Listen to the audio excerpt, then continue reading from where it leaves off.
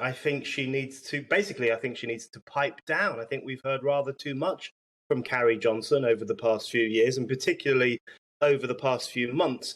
And I think what she did at Tory party conference, she did something very clever and very cynical, because what she essentially did was signal that she is on the other side of the culture war to anti-woke Tories, to those Tories who are concerned about transgenderism possibly going too far and other new forms of identity politics taking hold in the country. She was basically sending a signal that she's not on that side. She's on the side of the woke set, pretty much.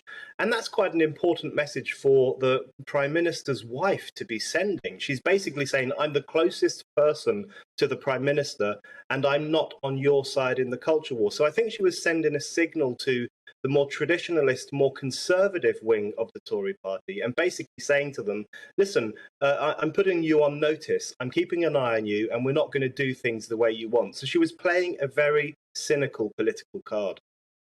And obviously, Brendan, people close to Carrie would say, well, look, she's an expert. She ran the media operation for the Conservative Party before meeting Boris Johnson.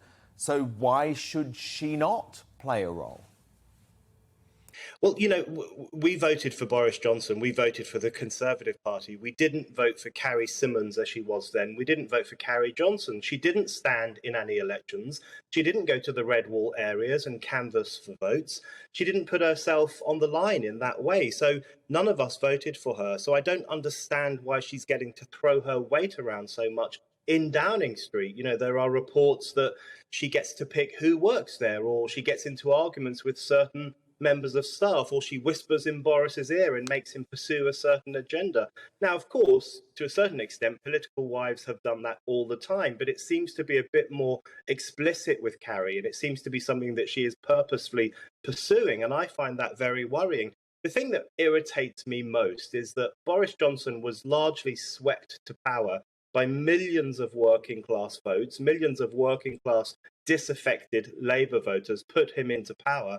And now we have this supremely bourgeois, posh young woman riding the wave of those working class votes to pursue her own eccentric agenda, whether it's renting out expensive clothes or pursuing eco-politics or pushing the gender fluidity idea.